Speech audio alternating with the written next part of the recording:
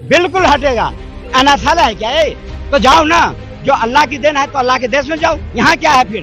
जो बांग्लादेशी मुसलमान घुसपैठ करके आ गए हैं, इनको इस देश में रहने की आवश्यकता नहीं है। इनको बाबा के बुलडोजर पे बैठाइए और इनको तो बाहर फेंकिए। जनसंख्या कानून लाने की बात करेंगे तो एक कौम आके छाती पीटने लग जाती है। ठेका ले रखा है क्या भारत ने? भारत ने ठेका ले रखा है, पर घुसपैठ ये बांग्लादेशी नहीं रहेंगे देश में। अत्याचारी अनाचारियों का कोई स्थान नहीं है। अगर जरूरत पड़ी सरकार सख्त से सख्त कार्रवाई करेगा, चाहे देश के कोई भी कोना हो। अब वो सरकार नहीं है जो तुम्हें पालता था, पोसता था, खिलाता था। अल्लाह की देन है तो भाई साहब फिर बेरोजगारी के लिए मोदी को क्यों कोस रहे हो? अल्लाह से पूछो ना, जब बच्चे अल्लाह के देन है तो वो भी अल्लाह से पूछो। आप बच्चे अल्लाह दे रहे हैं तो जमीन भी दे देंगे। 2012 के बाद दिल्ली में बुलडोजर दीदी आ गई। बिल्कुल, ये बुलडोजर दीदी के नाम से फेमस है।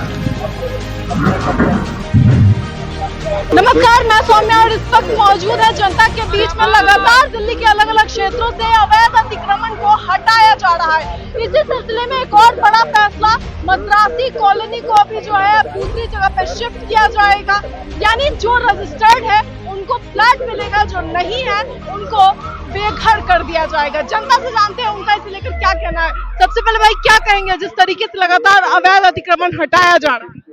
बहुत बढ़िया कार्य सरकार के द्वारा, अवैध अतिक्रमण हटाना चाहिए ही। आपको पता होना चाहिए अवैध अतिक्रमण से दिल्ली आधे दिन मतलब देखा जाए तो दिल्ली ये रहती है, जाम रहती है।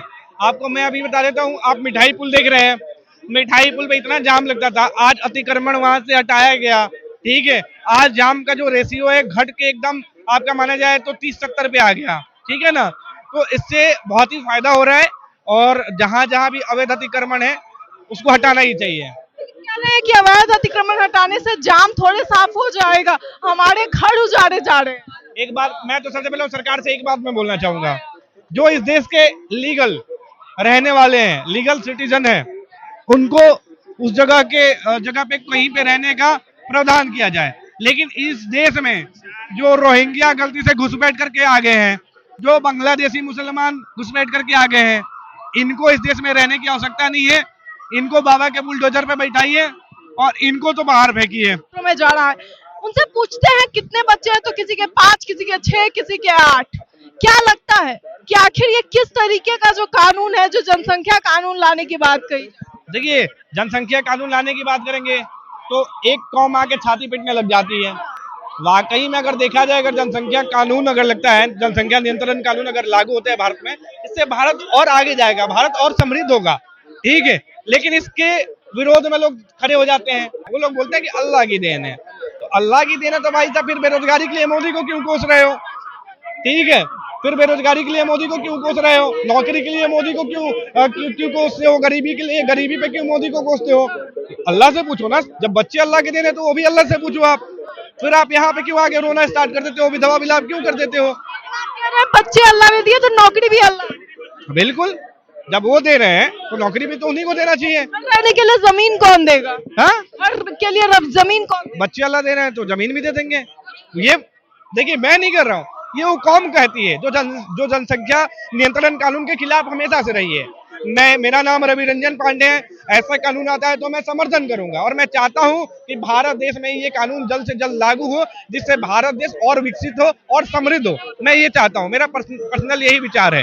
तो मेरा तो मानना है कि लागू होना चाहिए। लेकिन देखो, अभी आपको बता देते हैं, जब बीजेपी लेके आती है, एनआरसी की बात करती है, यूसीसी की बात करती है, जनसंख्या नियंत्रण कानून की बात करती है, पेट में दर्द होने लग जाता है शांति समुदाय को। ठीक है, तो इस चीज को समझना चाहिए इस देश के जनता को, और इस देश के शांति समुदाय को विशेषकर समझना चाहिए कि ये कानून आने से फायदा किसको होगा, तो भारतवासियों को ही होगा, ना कि दूसरों को होगा। दिल्ली में अवैध झुग्गियां साफ हो रही है, क्यों नहीं हटेगा? बिल्कुल हटेगा। अनाथालय है क्या ये? गरीबों को हटा देंगे। 50 साल से जो आया था 13 दिन के वीजा पर में पाकिस्तान से, अनादिकाल से यहाँ रह रहा था, अनाथालय है क्या जो तुम ला करके बसाओगे, ला के खिलाओगे और हमारे देश के मासूम लोगों पर अत्याचार करेगा? अनाथालय नहीं है। एक झटके में मोदी ने पार कर दिया तरी। गरीबों को हटा रहे हैं, गरीबी नहीं। गरीबों को हटा रहे हैं, गरीबी नहीं। गरीबी भी हट रही है और देश भी आगे बढ़ रहा है, पर घुसपैठ ये बांग्लादेशी नहीं रहेंगे देश में। अत्याचारी अनाचारियों का कोई स्थान नहीं है। अगर जरूरत पड़ी सरकार सख्त से सख्त कार्रवाई करेगा, चाहे देश के कोई भी कोना हो। अब वो सरकार नहीं है जो तुम्हें पालता था, पोसता था, खिलाता था और फिर हमारे सरकार के खिलाफ, हमारे देश की जनता के खिलाफ तुम बीज बोओगे, नहीं चलेगी। कहाँ जाएंगे? 6-6, 8-8 बच्चे हैं। जहां मर्जी है वहां जाए, जहां से आए वहां जाए, जहां की नागरिकता है वहां जाए। ये देश अनाथालय नहीं है, तुम्हें रहने का अधिकार नहीं है। जो इस देश में रहोगे, इस देश का खाओगे और इस देश का कब्र खोदोगे, वो अब इस देश की जनता बर्दाश्त नहीं करेगी। 6-8 बच्चे हैं, सबके सबको लेके थोड़े चले जाओ ना, जिसने बना के दिया था तुम्हें राशन कार्ड, पहचान पत्र, उसके घर में जाओ रहो, या जहां से आए उसकी सबकी आधार कार्ड, पहचान पत्र सब छानबीन होगी, कहां से आया, किसने बनाया। अभी ओखला के जो विधायक है वो 10-10 हजार रुपया और एक महीने के राशन दे रहे हैं खाने के लिए। तुम्हारा रिश्तेदार लग रहा है?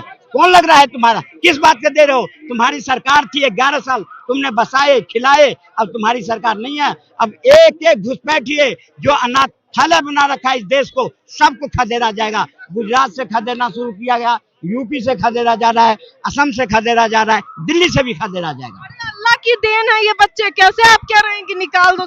तो जाओ ना, जो अल्लाह की देन है तो अल्लाह के देश में जाओ। यहाँ क्या है फिर? जाओ, ये कौन सा देश? जाओ, यहाँ अल्लाह का देश बना रखे हो। जो जिहाद फैलाता उसी में जाकर रहो, जिहाद फैलाओ। ये देश नहीं अब बर्दाश्त करेगा। अब सब आ रही है, यहाँ के लिए भी नियम कानून सब आ रहे हैं।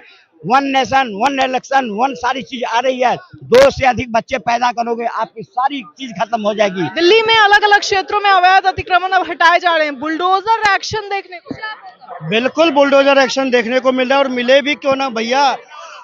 देश के प्रधानमंत्री मोदी जी और मेरे भारत की सेना पाकिस्तान के भीतर पाकिस्तानियों को ठोकने का काम कर रहे हैं, और दिल्ली के अंदर भाजपा के विधायक, भाजपा की पार्षद जो जिन्होंने अतिक्रमण कर रहा है उनके ऊपर बुलडोजर छोड़ने का काम कर रहे हैं।